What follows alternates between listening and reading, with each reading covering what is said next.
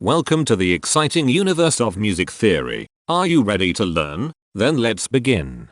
Today we will talk about scale 3953, Thagyllic, which sounds like this.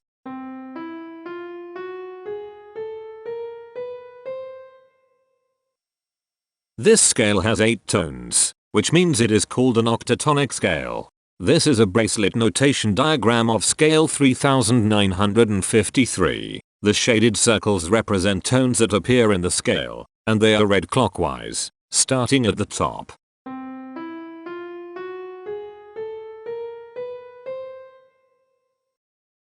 The pitch class set for this scale is 0, 4, 5, 6, 8, 9, 10, 11. The fourth class is 8, 5. This set is not prime.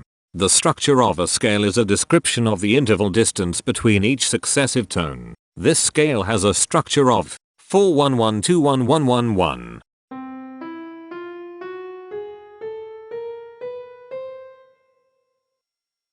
The binary representation of this scale is determined by mapping tones of the scale to binary digits. Each binary digit represents a power of 2.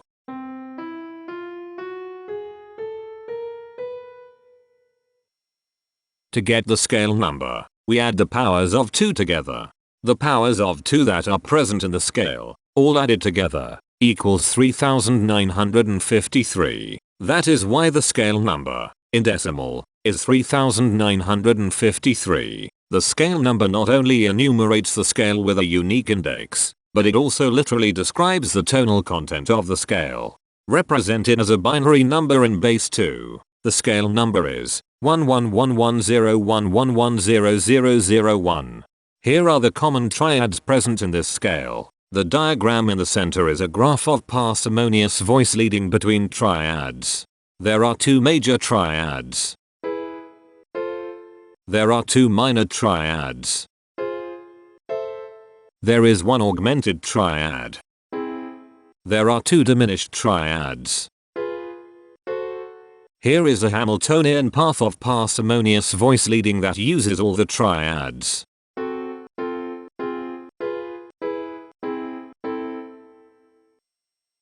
This scale has 8 modes. The first mode is itself. The second mode is scale 503, also known as Thagyllic. It sounds like this.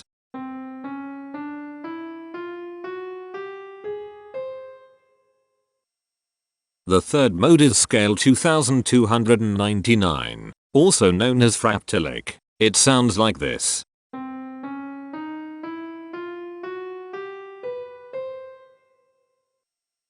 The fourth mode is scale 3197, also known as Thagyllic. It sounds like this.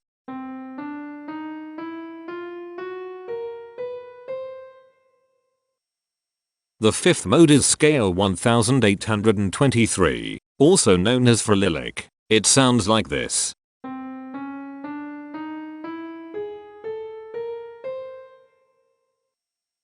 The sixth mode is scale 2959, also known as Thagyllic. It sounds like this.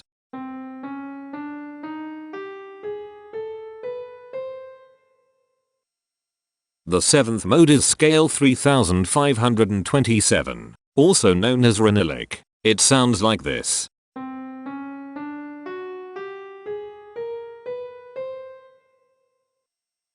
The eighth and last mode is scale 3811, also known as Epigyllic. It sounds like this.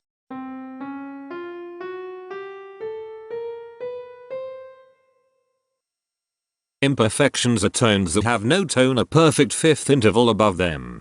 This scale has 3 imperfections. They are at positions here, here, and here. Hemitones are instances where 2 tones in the scale are a semitone apart. This scale has 6 hemitones. They are at positions here, here, here, here, here, and here. Cohemitones are instances where 2 hemitones are beside each other. This scale has 4 cohemitones. They are at positions here, here, here, and here. The distribution spectra describes the size of each of the scale steps, which in turn describes how evenly spaced the tones are.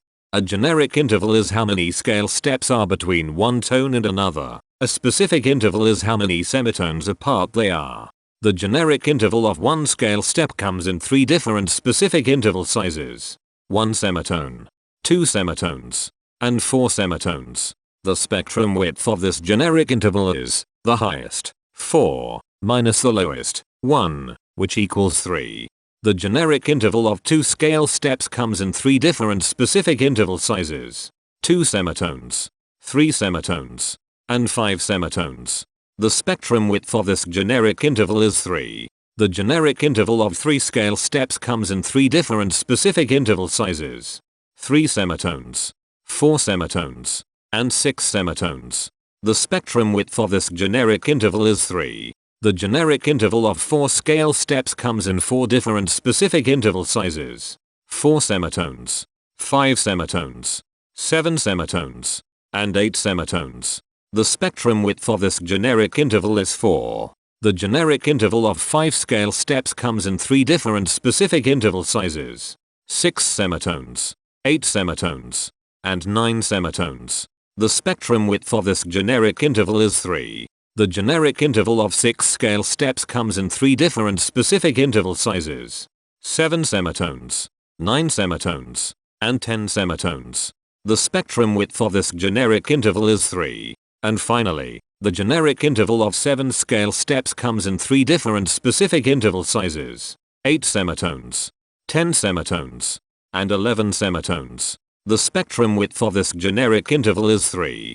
The spectrum variation is the sum of all the widths, divided by the number of tones. The spectrum variation of this scale is 2.75. Since the variation is greater than 0, this indicates that the scale is not perfectly even.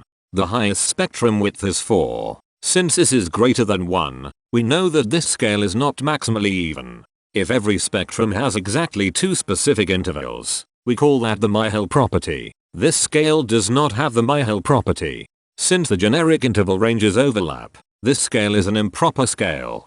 The interval vector of a scale is a description of what intervals exist between its tones. There are 6 intervals with the size of 1 semitone. They are here, here, here, here, here, and here. There are 5 intervals with the size of 2 semitones. They are here, here, here, here, and here. There are 4 intervals with the size of 3 semitones. They are here, here, here, and here. There are 5 intervals with the size of 4 semitones. They are here, here, here, here, and here. There are 5 intervals with the size of 5 semitones. They are here, here, here, here, and here. There are 3 intervals with the size of 6 semitones. They are here, here, and here. Each interval does not appear in this scale a unique number of times, so this is not a deep scale. Heteromorphisms are comparisons between every interval in a set. They can be classified as contradictions, ambiguities, and differences. A contradiction exists when a small generic interval has a bigger specific size than a larger generic interval. For example, if a generic third interval has a larger size in semitones than a generic fourth interval, that is a contradiction. The number of contradictions in this scale is 64. An ambiguity exists when 2 intervals have the same specific size, but they have different generic intervals. For example, if a generic fourth and a generic third interval are the same size in semitones, that is an ambiguity.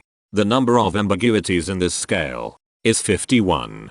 A difference exists when 2 intervals have the same generic size, but different specific sizes. For example, a major third and a minor third both have the same generic size, but they have different sizes when measured in semitones. The number of differences in this scale is 130. The coherence quotient measures the proportion of ambiguities and contradictions among a set's intervals. A scale with a higher coherence quotient is a good candidate for musical usefulness. The coherence quotient is 0.568.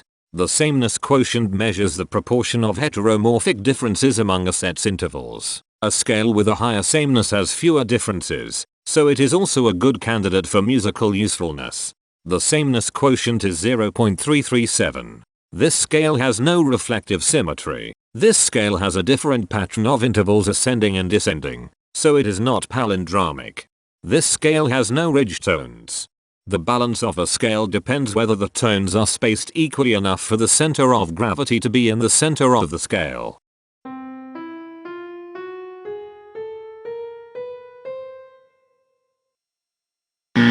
This scale is not balanced. The inverse of a scale is a mirror image. It is what you get when the sequence of intervals is reversed. The inverse of this scale is scale 479, also known as Thagyllic. This scale is chiral. It cannot transform into its inverse by rotational transformation.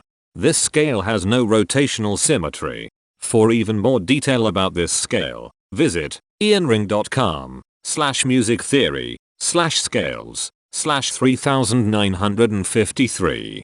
If you found this video informative, please consider supporting this channel by becoming a patron. Of course, not everyone has the means to support a project like this one financially, and that's okay. But if you are able to spare just $1 a month, your help is deeply appreciated. It will not only allow others to continue enjoying this series for free, but will also go toward improving the quality and quantity of music theory resources we can provide. Go to patreon.com/musictheory and join others like yourselves who totally geek out on all this nerdy stuff. Thank you to these Patreon patrons.